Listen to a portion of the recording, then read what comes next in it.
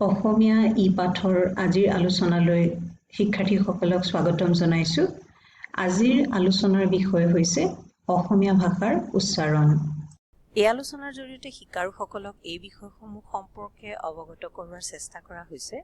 অসমীয়া ভাষাৰ বৰ্ণ, আখৰ আৰু ধ্বনিৰ চমুৱাভাস, অসমীয়া স্বৰ আখৰৰ লগত স্বৰধ্বনিৰ পাৰ্থক্য আৰু ব্যঞ্জন আখৰৰ লগত ব্যঞ্জন ধ্বনিৰ পাৰ্থক্য। ভাষাৰ মূল উপাদান হ'ল ধ্বনি। মানুহে কথা বতৰা পাতোতে মুখেৰে বায়ুৰ সোঁতৰ সহায়ত যি মাত উলিয়ায়, সেই মাতৰ ক্ষুদ্ৰ ক্ষুদ্ৰ ভাগ বা খণ্ডবোৰকে বাকধ্বনি বা চমুকৈ ধ্বনি বোলা হয়। ধ্বনিতত্ত্বৰ ভাষাত ক'বলৈ হ'লে মানুহে নিশ্বাসৰ দ্বাৰা হাওঁফাওঁৰ পৰা ক্ৰমে শ্বাসনলী তথা নাক বা মুখেৰে বাহিৰলৈ উলিয়াই দিয়া বায়ু প্ৰবাহক আমি আমাৰ মুখ বিবৰৰ বিভিন্ন স্থানত নানা প্ৰকাৰে বাধা দি বিভিন্ন ধ্বনি উৎপাদন কৰোঁ আৰু সেই ধ্বনিসমূহৰ সুসংগত ব্যৱহাৰৰ দ্বাৰা ভাষাৰ সৃষ্টি হৈছে। সাধাৰণতে ধ্বনিৰ উচ্চাৰণত বহিৰ্গামী বায়ু প্ৰবাহৰ সহায় লোৱা হয় যদিও পৃথিৱীৰ কেতবোৰ ভাষাত উচ্চাৰিত ধ্বনিটো ভিতৰলৈ শুহি নিয়া বায়ুক আশ্ৰয় কৰি উচ্চাৰণ কৰা হয়। ইয়াৰ উপৰি শ্বাসাঘাত, অনুনাসিকতা, সুৰলহৰ আদিকো ধ্বনিৰ আলোচনাই সামৰি লয়। এইবোৰক উপাহিত ধ্বনিগুণ বোলা হয়। মন কৰিবলগীয়া কথাটো হৈছে যে মানুহে বৰ্ণ উচ্চাৰণ নকৰে, ধ্বনিহে উচ্চাৰণ কৰে। ধ্বনিৰ বিশিষ্ট ৰূপক আমি বৰ্ণ বুলি কওঁ। অসমীয়া বৰ্ণমালাক স্বৰবৰ্ণ আৰু ব্যঞ্জন বৰ্ণ এই দুভাগত ভাগ কৰা হৈছে যদিও প্ৰকৃততে লিখিত ৰূপত সেইবোৰ বৰ্ণ নহয়, আখৰহে। উদাহৰণস্বৰূপে আমি যদি অ বুলি লিখোঁ তেন্তে ই হ'ব আখৰ, আৰু আমি যদি এই আখৰটো উচ্চাৰণ কৰোঁ তেনে ই হ'ব ধ্বনি। আখৰ আৰু বৰ্ণৰ পাৰ্থক্য হৈছে আখৰ হ'ল বৰ্ণৰ লিখিত ৰূপ অথবা প্ৰতীক, বৰ্ণ উচ্চাৰণ ভিত্তিক, আৰু আখৰ হ'ল বৰ্ণৰ লিখিত ৰূপ অথবা চিহ্ন। শিক্ষাৰ্থীসকলে ইয়াৰ কাৰণে ডক্টৰ গোলোকচন্দ্ৰ গোস্বামীদেৱে আগবঢ়োৱা এই সংজ্ঞাটি উল্লেখ কৰিব পাৰে। বিশিষ্ট ধ্বনিৰ সংজ্ঞা আমি এই ধৰণে আগবঢ়াব পাৰোঁ। অভিন্ন পৰিৱেশত এটা ধ্বনিৰ ঠাইত আন এটা বহুৱালে যদি শব্দ দুটাৰ উচ্চাৰণ আৰু অৰ্থ দুয়োটাৰে পৰিৱৰ্তন ঘটে তেনে ধ্বনিক আমি বিশিষ্ট ধ্বনি বুলি ক'ব পাৰোঁ।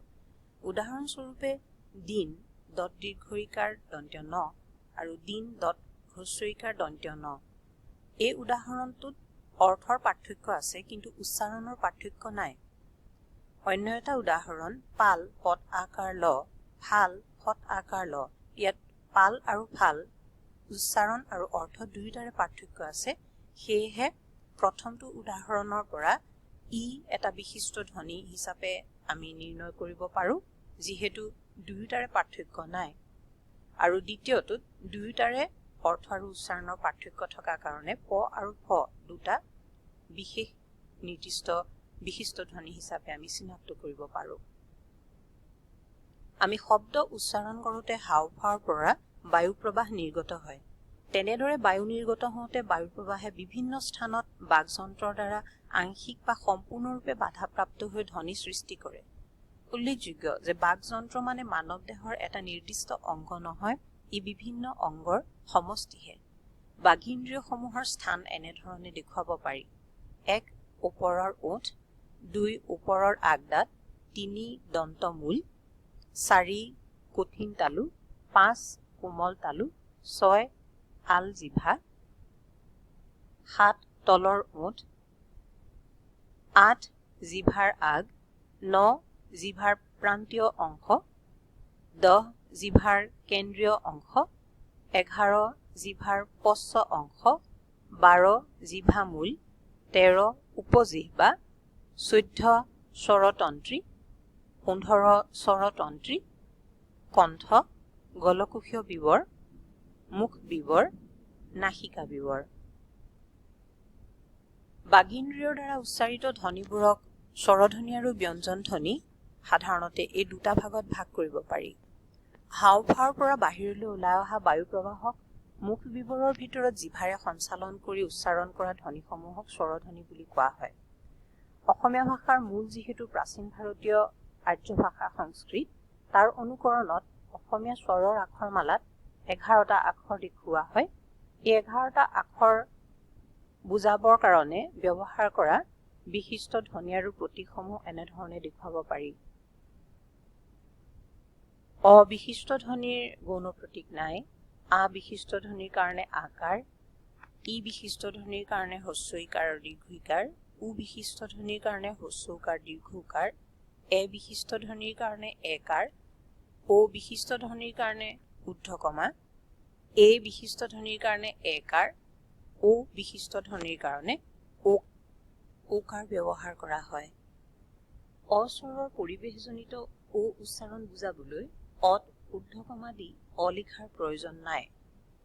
এই উদাহৰণসমূহত দেখুওৱা হৈছে যে আমি কিছুমান শব্দতহে অস্বৰত ঊৰ্ধ্বকমা দি ব্যৱহাৰ কৰোঁ, কিন্তু যেনে ধৰুৱা, বজৰুৱা, গৰু এনেধৰণৰ শব্দসমূহত আমি উচ্চাৰণ সাপেক্ষে ও উচ্চাৰণহে কৰোঁ, কিন্তু শব্দটো লিখোঁতে আমি ঊৰ্ধ্বকমা ব্যৱহাৰ নকৰোঁ। ঠিক তেনেদৰে এ পৰিৱেশ সাপেক্ষ এই উচ্চাৰণো আমি এতিয়া, খেদ এনেধৰণৰ শব্দসমূহত ঊৰ্ধ্বকমা দি ব্যৱহাৰ নকৰাকৈয়ে উচ্চাৰণ কৰোঁ। অসমীয়া ভাষাৰ স্বৰ আখৰ আৰু স্বৰবৰ্ণৰ পাৰ্থক্য এনেধৰণে দেখুৱাব পাৰি। এই চিহ্নসমূহ হৈছে ইণ্টাৰনেশ্যনেল ফনেটিক এলফাবেট অথবা আন্তঃৰাষ্ট্ৰীয় ধ্বনিলিপি অনুসৰি। এই অনুসৰি অসমীয়া ভাষাৰ 8টা স্বৰবৰ্ণ বা বিশিষ্ট ধ্বনিৰ কাৰণে এই চিহ্নসমূহ ব্যৱহাৰ কৰা হয়। ঐ আৰু ঔ অসমীয়া ভাষাৰ বিশিষ্ট ধ্বনি নহয়। এই দুটা হৈছে অসমীয়া ভাষাৰ দুটা দ্বি স্বৰ। যিহেতু ঐ উচ্চাৰণ কৰোঁতে ও আৰু ই যোগ হৈছে আৰু ঔ উচ্চাৰণ কৰোঁতে ও আৰু উ যোগ হৈছে। বহু ক্ষেত্ৰত ঐ আৰু ওৰ উচ্চাৰণ দ্বি স্বৰৰ দৰে নহৈ স্বৰ সংযুতিৰ ৰূপতহে প্ৰয়োগ হয়। ভাষা বিজ্ঞানত দ্বি স্বৰ আৰু স্বৰ সংযুতিৰ সাধাৰণ পাৰ্থক্য হ'ল দ্বি স্বৰত সংযুক্ত ধ্বনি দুটাৰ ধ্বনিগুণ সম্পূৰ্ণকৈ পোৱা নাযায়, অৰ্থাৎ স্বৰধ্বনি দুটা সংযুক্ত হোৱাৰ ফলত দুয়োটা ধ্বনিৰে ধ্বনিগুণ কিছু পৰিমাণে লোপ পায়, কিন্তু স্বৰ সংযুতিত দুয়োটা স্বৰধ্বনিতেই সম্পূৰ্ণ দৈৰ্ঘ্য আৰু ধ্বনিগুণ ৰক্ষিত হয়। গতিকে দেখা যায় যে ঐ আৰু ঔ এই দুটাও অসমীয়া ভাষাত স্বতন্ত্ৰ বৰ্ণ নহয়। এই তালিকাখনত স্বৰধ্বনিৰ উচ্চাৰণত মুখ বিবৰৰ জিভা আৰু ওঠ দুয়োটাৰে সংকোচন আৰু প্ৰসাৰণৰ ফলত জিভাৰ অংশ, উচ্চতা আৰু আকৃতি অনুসৰি অসমীয়া বিশিষ্ট স্বৰধ্বনিবোৰ আমি কেনেধৰণে উচ্চাৰণ কৰিব পাৰোঁ তাক তালিকাভুক্ত কৰি দেখুওৱা হৈছে। ওঠৰ আকৃতি অনুসৰি বিবৃতৌস্থ আৰু সংবৃতৌস্থ, জিভাৰ অংশ অনুসৰি সন্মুখ বা প্ৰান্তীয়, কেন্দ্ৰীয়, পশ্চ বা মূলীয়, জিভাৰ উচ্চতা অনুসৰি উচ্চ, উচ্চ মধ্য, উচ্চ নিম্ন মধ্য, নিম্ন মধ্য আৰু নিম্ন এই 5টা ভাগত ভাগ কৰা হৈছে। ইয়াত স্বৰধ্বনি 8টাৰ উচ্চাৰণসমূহৰ স্থান দেখুওৱা হৈছে। স্বৰধ্বনিৰ কেইটামান নিৰ্দিষ্ট উচ্চাৰণ বৈশিষ্ট্য আমি ইয়াত আলোচনা কৰোঁ। অসমীয়া ভাষাত মুঠতে 8টা বিশিষ্ট স্বৰধ্বনি পোৱা যায়। অসমীয়া ভাষাত বিশিষ্ট ধ্বনি বা বৰ্ণৰ তুলনাত আখৰৰ পৰিমাণ বেছি, আনহাতে দুটামান ধ্বনি বুজাবলৈ আখৰেই নাই। অসমীয়াত স্বৰৰ হ্ৰস্ব দীৰ্ঘ বৰ্ণগত নহয় যদিও দীৰ্ঘই আৰু দীৰ্ঘও আছে। এফালে ৰিৰ উচ্চাৰণ ব্যঞ্জন ৰি হিচাপেহে হয়। কোনো শব্দৰ পদান্তত আ থাকিলে অসমীয়া সন্ধি পৰিৱৰ্তনৰ নিয়ম মতে অ হয়। আকৌ তেনে অ আৰু পদান্ত আৰ মাজত হ্ৰস্বই দীৰ্ঘই হ্ৰস্ব বা দীৰ্ঘও সোমালে সেই অৰ উচ্চাৰণ অ হয়। যেনে সোহাত, সোহতীয়া, পথাৰ, পথৰুৱা। শব্দৰ সকলো অৱস্থানতে ও পোৱা নাযায়। পিছৰ অক্ষৰত গাতে লাগি থকা অথবা কোনো ব্যঞ্জনৰ ব্যৱধানত হ্ৰস্বও দীৰ্ঘও থাকিলে অথবা ওৰ পৰা হোৱা অৰ স্বৰ উচ্চাৰিত হলে আগৰ অক্ষৰত ও স্বৰ বহিব নোৱাৰে, অৰ্থাৎ ও উচ্চাৰিত নহয়, তাৰ সলনি উ লিখা হয়। যেনে ওপৰ, উপৰুৱা, উপজ, উপজি। অসমীয়া ভাষাত শব্দৰ শেষত থকা ব্যঞ্জন বৰ্ণৰ অকাৰ উচ্চাৰিত নহয়। কিছুমান শব্দৰ শেষত ব্যঞ্জনৰ অকাৰ উচ্চাৰিত হয়। শব্দৰ শেষত যুক্তাক্ষৰ থাকিলে ব্যঞ্জনৰ অকাৰ উচ্চাৰিত হয়।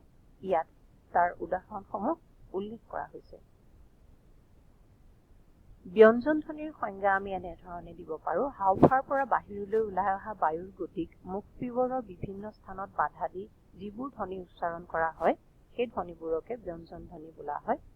ইয়াৰ প্ৰকাৰ দুটা, এবিধ নিয়ত, ইয়াত একেলেঠাৰিয়ে উচ্চাৰণ কৰিব পাৰি, আনবিধ অনিয়ত বা প্ৰবাহ ধ্বনি, ইয়াত ধ্বনিসমূহক দীঘলীয়াকৈ উচ্চাৰণ কৰিব পাৰি। অসমীয়া বৰ্ণমালাত আখৰৰ সংখ্যা মুঠ ৪১টা, কিন্তু উচ্চাৰিত ব্যঞ্জন ধ্বনিৰ সংখ্যা ২১টা। স্বৰবৰ্ণ আৰু স্বৰ আখৰৰ দৰে ব্যঞ্জন বৰ্ণ আৰু ব্যঞ্জন আখৰৰ পাৰ্থক্যও স্পষ্ট। এই পাৰ্থক্যসমূহ এই তালিকাখনত দেখুওৱা হৈছে। স্বৰৰ ধ্বনিৰ দৰেই ইয়াতো উচ্চাৰণৰ স্থান আৰু জিভাৰ উচ্চতা আৰু উচ্চাৰণকৰণ অনুসৰি এই ভাগসমূহ কৰা হৈছে। ওষ্ঠ, দন্তমূলীয়, কণ্ঠ আৰু কণ্ঠনলীয়, আৰু প্ৰত্যেককে অঘোষ আৰু ঘোষ দুটা ভাগত ভাগ কৰা হৈছে। উচ্চাৰণৰ স্থান অনুসৰি অল্পপ্ৰাণ, মহাপ্ৰাণ, ঘৃষ্ট, নাসিক্য, পাৰ্শ্বিক আৰু কম্পিত এইকেইটা ভাগত ভাগ কৰা হৈছে। আন্তঃৰাষ্ট্ৰীয় ধ্বনিলিপিৰ চিহ্নসমূহ অসমীয়া ব্যঞ্জন বৰ্ণমালাখনৰ আখৰ আৰু বিশিষ্ট ধ্বনি অনুসৰি এই তালিকাখনত দেখুওৱা হৈছে। এই তালিকাখনলৈ ভালদৰে মন কৰি দেখা যায় যে অসমীয়া ভাষাৰ আখৰমালাত থকা মূৰ্ধন্য ত আৰু দন্ত্য ত বৰ্গ ক্ৰমে মূৰ্ধন্য ত, থ, দ, ধ, ন আৰু দন্ত্য ত, থ, দ, ধ, ন এইকেইটা আখৰৰ বিপৰীতে মাত্ৰ দন্তমূলীয় ত, থ, দ, ধ, ন এইকেইটা বৰ্ণহে পোৱা যায়। অসমীয়া ভাষাৰ ঝ, ঞ, মূৰ্ধন্য ত, থ, দ, ধ, ন এইকেইটা বৰ্ণ নহয়, আখৰহে। ইয়াৰ উপৰিও প্ৰথম ছ আৰু দ্বিতীয় ছৰ মাজত এটা দন্তমূলীয় ছহে পোৱা যায়। তালব্য শ, মূৰ্ধন্য শ, দন্ত্য শ এই তিনিটাৰ ভিতৰত এটাও উচ্চাৰণ কৰা নহয় ব্যঞ্জন ধ্বনি অনুসৰি। গতিকে আমি পোৱা ৰূপত ইয়াৰ এটাও প্ৰকৃতাৰ্থত বৰ্ণ নহয়। এই তিনিটাৰ মাজৰ পৰা দন্ত্য শ আখৰটো পশ্চ তালব্য বৰ্ণৰ প্ৰতীক ৰূপে ব্যৱহাৰ কৰা হয়। ইয়াৰ উপৰিও তালব্য শ, মূৰ্ধন্য শ, দন্ত্য শ আন কোনো ব্যঞ্জনত যোগ হলে সিহঁতৰ উচ্চাৰণ সংস্কৃতৰ দৰে হয়। ইয়াত উদাহৰণস্বৰূপে বিশ্বাস, আস্থা, অষ্টম ইত্যাদি দেখুৱাব পাৰি। অন্যহাতে ই ৰেফযুক্ত হলে সিহঁতৰ উচ্চাৰণ বেলেগ হয়। ব্যঞ্জন বৰ্ণমালাখনত থকা য় আৰু ৱক অৰ্ধস্বৰ হিচাপেহে স্বীকৃতি প্ৰদান কৰা হৈছে। ওচৰাচৰিকৈ থকা দুটা স্বৰধ্বনিৰ আগৰটো ই হলে দুয়োটা স্বৰধ্বনিৰ মাজত আপোনা আপুনি য় উচ্চাৰিত হ'ব, আৰু আগৰটো উ বা ও হলে আপোনা আপুনি ৱ উচ্চাৰিত হ'ব, যেনে বিয়া, শুৱ। ক্ষিয়, দয়বিন্দুৰ, ধয়বিন্দুৰ অনুস্বাৰ আৰু বিসৰ্গ এইকেইটাও একোটা আখৰহে। ক্ষিয়, ক আৰু খ মিলি সৃষ্টি হৈছে, যাৰ উচ্চাৰণ ক্ষয় বা ক্ষয়ৰ দৰে। দয়বিন্দুৰ, ধয়বিন্দুৰ আৰু য় এই তলত ফুট চিন দিয়া অসমীয়া আখৰবোৰেৰে কোনো শব্দ আৰম্ভ নহয়। দয়বিন্দুৰ আখৰৰ ধ্বনিগুণ ৰৰ সৈতে সম্পূৰ্ণ একে। ঠিক তেনেদৰে ধয়বিন্দুৰৰ উচ্চাৰণ ৰহ, অৰ্হৰ দৰে। উদাহৰণস্বৰূপে বাৰ, মূঢ়া ইত্যাদি। খণ্ডত বা হচন্ততৰ ধ্বনিগুণ হলন্ত তৰ সৈতে একেই, যেনে হঠাৎ, হঠাতে। অনুস্বাৰে উঙক প্ৰতিনিধিত্ব কৰে।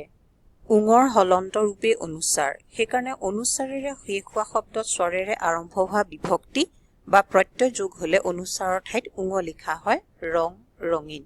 আনহাতে চন্দ্ৰবিন্দুটো ব্যঞ্জন বৰ্ণ নহয়, ইয়াক উপাহিত বৰ্ণ বুলি কোৱা হয়, যেনে আহ, আহত। আজি আমাৰ আলোচনা ইমানতে শেষ হৈছে। প্ৰাসংগিক গ্ৰন্থপঞ্জী আৰু অধিক পঠনৰ কাৰণে শিক্ষাৰ্থীসকলে এইসমূহ গ্ৰন্থ আৰু ৱেবছাইটৰ সহায় ল'ব পাৰে। মতামত, পৰামৰ্শ অথবা প্ৰাসংগিক তথ্যৰ বাবে এই ঠিকনাত যোগাযোগ কৰিব পাৰে। ধন্যবাদ।